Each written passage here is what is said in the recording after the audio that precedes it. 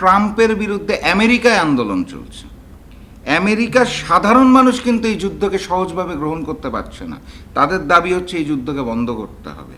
আমাদের দেশে যেমন গণ অভ্যুত্থান হয়েছিল, আমেরিকাতেও ওই ধরনের একটা গণ অভ্যুত্থানের অবস্থান সৃষ্টি হয়ে গেছে। সাধারণ মানুষ পথে নেমে এসেছে। ট্রাম্পকে দুয়োধ্বনি দেওয়া হচ্ছে এবং বলা হচ্ছে এই হামলার পিছনে তুমি দায়ী, বন্ধ করা হোক। সেখানেও তো আমেরিকার টনক নড়ছে না, ইহুদি জায়নবাদদের টনক নড়ছে না। বিশ্বের গণমাধ্যমের বরাদ দিয়ে আমরা দেখলাম যে জাতিসংঘ কর্মসূচি চলাকালীন বা সভা চলাকালীন ফিলিস্তিনের একজন প্রতিনিধি উনি কেঁদেছেন। তো প্রশ্ন হচ্ছে যে এই যে উনি পার্লামেন্টে বা সবার মধ্যে কাঁদলেন, কারণ কি টনক নড়ল বলে আপনার কাছে মনে হলো? না, বাস্তবতা হচ্ছে এই ক্রন্দনের মাধ্যমে ফিলিস্তিনের যে ক্রন্দনের কথা আপনি বলছেন, কান্নার কথা বলছেন, এইটায় টনক নাড়ার কোনো কারণ আছে আমি বলে মানি না এবং বিশ্বাসও করি না। আপনি ওই জায়গায় যাচ্ছেন, আমি আপনাকে মনে করিয়ে দিতে চাই, জনগণকে মনে করিয়ে দিতে চাই, ট্রাম্পের বিরুদ্ধে আমেরিকায় আন্দোলন চলছে। আমেরিকার সাধারণ মানুষ কিন্তু এই যুদ্ধকে সহজভাবে গ্রহণ করতে পারছে না। তাদের দাবি হচ্ছে এই যুদ্ধকে বন্ধ করতে হবে। আমাদের দেশে যেমন গণ অভ্যুত্থান হয়েছিল, আমেরিকাতেও ওই ধরনের একটা গণ অভ্যুত্থানের অবস্থান সৃষ্টি হয়ে গেছে। সাধারণ মানুষ পথে নেমে এসেছে। ট্রাম্পকে দুয়োধ্বনি দেওয়া হচ্ছে এবং বলা হচ্ছে এই হামলার পিছনে তুমি দায়ী, বন্ধ করা হোক। সেখানেও তো আমেরিকার টনক নড়ছে না, ইহুদি জায়নবাদদের টনক নড়ছে না। সেখানে একজন মানুষের কান্নাকে তারা আমলে নিবে, এটা আমি বিশ্বাস করি না। কারণ তাদের মনের ভিতরে ওই শান্তির বার্তাটাই নাই। তারা হিংস্র, তারা আক্রমণাত্মক, তারা যে কোনো মূল্যে দুনিয়ার বুক থেকে মুসলিম সাম্রাজ্যকে নিশ্চিহ্ন করতে চায়, কোরআনকে নিশ্চিহ্ন করতে চায়, আল্লাহর নামকে মুছে ফেলতে চায়, এবং এই টার্গেটটা নিয়েই তারা কাজ করছে এবং এটার বিরুদ্ধেই আমাদের এক হতে হবে। ওআইসি এখনও নিষ্ক্রিয়, বা বাংলাদেশের মতো দেশে বা অন্য অন্য মুসলিম কান্ট্রিতে আমরা তো কোনো পদক্ষেপ দেখছি না যে ওআইসিকে কার্যকরী করার জন্য। এ বিষয়ে আপনার মন্তব্য? না, দেখুন, ওআইসির যে ভূমিকা, এটা আসলে কাগজে কলমের ভূমিকা। মানে আমরাও যে ছোটবেলায় দেখতাম কাগজে বাঘ, মানে মনে হয় অনেক বড় কিছু, আসলে কিছু না। ওআইসির ভূমিকাটা হচ্ছে কাগজে বাঘের মতো। আপনি যদি জাতিসংঘের কথাও বলেন, তারা বিবৃতি দেয়, তারা দুঃখ প্রকাশ করে, তারা থামার আহ্বান দেয়, কিন্তু কোনো কার্যকরী ভূমিকা রাখে না। অতএব এই প্রতিষ্ঠানগুলো আমার কাছে যেটা মনে হয়, তারা আসলে কাগজে বাঘে পরিণত হয়েছে এবং আমেরিকান সাম্রাজ্যবাদের দালালে পরিণত হয়েছে।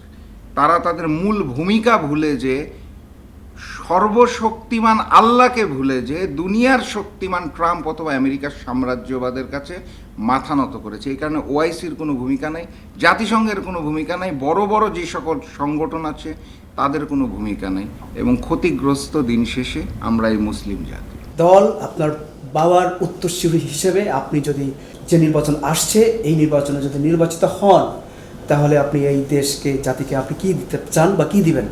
না, দেখুন, যেই নির্বাচনটা আসছে, আপনি আমার মরহুম পিতার কথা বলেছেন, শফিউল আলম প্রধান 1980 সালের 6 এপ্রিল উনি জাতীয় গণতান্ত্রিক পার্টি জাগপা গঠন করেছিলেন, এবং তারপর থেকেই উনি দেশ জাতি জনগণকে যেটা বলতে চাইছেন সেটা হচ্ছে যে আমরা ভারতীয় প্রভাব মুক্ত একটা বাংলাদেশ চাই, ভারতীয় আগ্রাসন আধিপত্যবাদ মুক্ত বাংলাদেশ চাই, বাংলাদেশের মানুষ বাংলাদেশি হবে, ভারতের দয়ায় বাঁচবে না, এবং জাগপা এটাকেই ধারণ করে। আপনি যেহেতু নির্বাচনের প্রসঙ্গ বলেছেন, সবাই কিন্তু বলছে আমরা একটি সুষ্ঠু, অবাধ, নিরপেক্ষ, গ্রহণযোগ্য, সবার যেটা গ্রহণ করতে পারবে উৎসব মুখর পরিবেশের নির্বাচন চাই।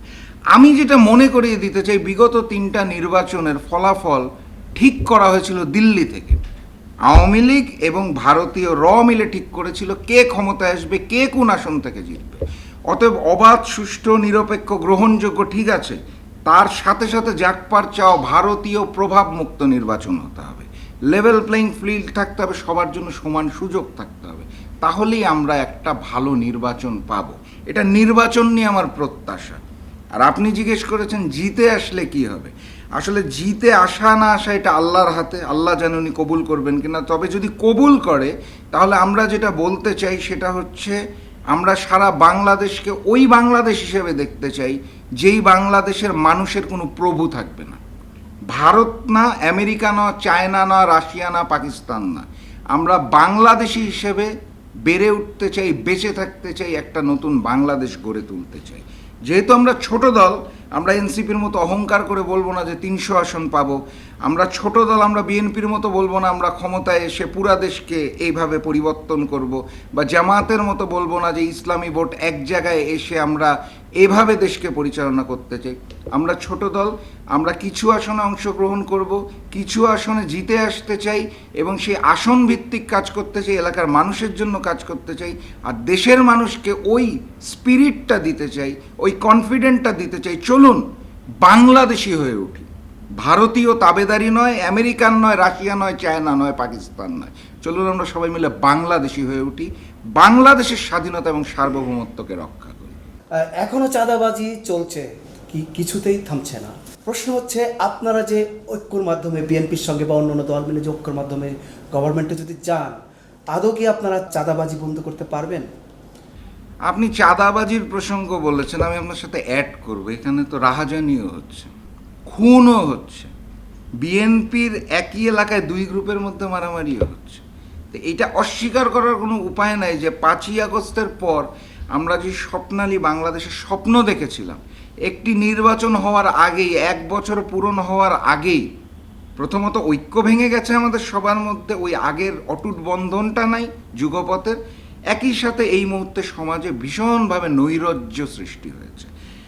এখন আপনি জিজ্ঞেস করেছেন আমাকে যে এইটা ভবিষ্যতে ক্ষমতায় একসাথে বিএনপি সহ যাওয়ার পর যদি এই পরিস্থিতি বিরাজ করে তাহলে কি হবে।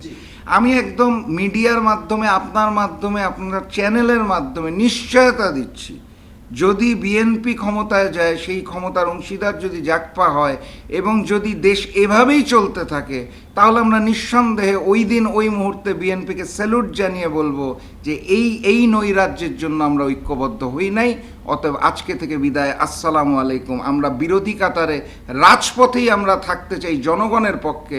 ওই চাঁদাবাজি, রাহাজানি, খুন, ধর্ষণের ওই হারাম টাকার প্রতি জাগপা ছিল না, এখনও নাই, ভবিষ্যতেও থাকবে না। আমরা ক্ষমতার রাজনীতি করি না।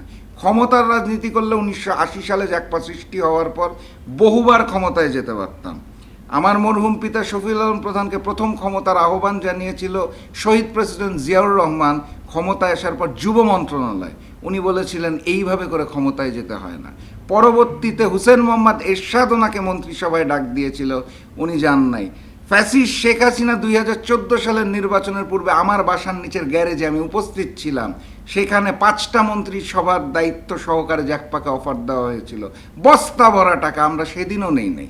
তা আমরা সেই অর্থ এবং ক্ষমতার রাজনীতি করি না এবং বিশ্বাসও করি না। বিএনপি যদি ভবিষ্যতে এই রাজনীতি পরিচালনা করে, রাহাজানি, হানাহানি, চাঁদাবাদীর ক্ষমতায় থেকে, তাহলে সেই ক্ষমতাসীন বিএনপিকে আমরা আবারও বলছি আসসালামু আলাইকুম জানাই জনতার কাতারে চলে আসবো, আপনাকে কথা দিলাম।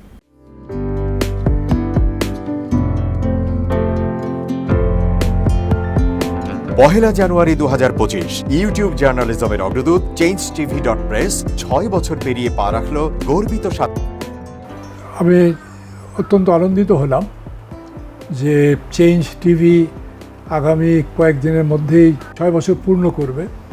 আর হাঁটি হাঁটি পা পা করে চলা শুরু করে এখন সে বেশ দৌড়াদৌড়ি করছে বলা যেতে পারে। ও নামটাও অত্যন্ত বলবো যে সিগনিফিকেন্ট, যে চেঞ্জ, এই গণঅভ্যুত্থান কিন্তু চেঞ্জ চেয়েছে। সেই হিসেবে তোমার টেলিভিশনের, তোমার এই চ্যানেলের নামের একটা যথেষ্ট মিল পাওয়া যায়। আমার প্রত্যাশা যে এই গণঅভ্যুত্থানের যে প্রত্যাশা, যে আশা আকাঙ্ক্ষা, চেঞ্জ টিভি সেটিকে এগিয়ে নিয়ে যাবে। তোমাকে শুভেচ্ছা চেঞ্জ টিভি যারা সম্পৃক্ত আছেন, যারা কর্মী আছেন, সামনে পেছনে সকলকে আমার শুভেচ্ছা। changetv.press এক ফোঁটা হলুদও নেই। Online TV channel change TV 6 বছর ধরে ওনারা কাজ করে যাচ্ছেন। ইতিমধ্যে জনগণের হৃদয়ে স্থান করে নিয়েছেন। প্রায় 22 লাখ সাবস্ক্রাইবার আছে। আর যে কোনো অনুষ্ঠান 10 লাখের মতো মানুষ এটা প্রতিদিন মানুষ দেখে থাকে। আমিও এই চ্যানেল নিয়মিত দেখি। তো চেঞ্জ টিভির পক্ষে আমিরুল মোমিনিন মানিক সাহেবের উপস্থাপনা, প্রশ্নের ধরন, এগুলো জনগণ দেখতে চাই, শুনতে চাই। আমি চেঞ্জ টিভির উত্তরোত্তর সমৃদ্ধি কামনা করছি।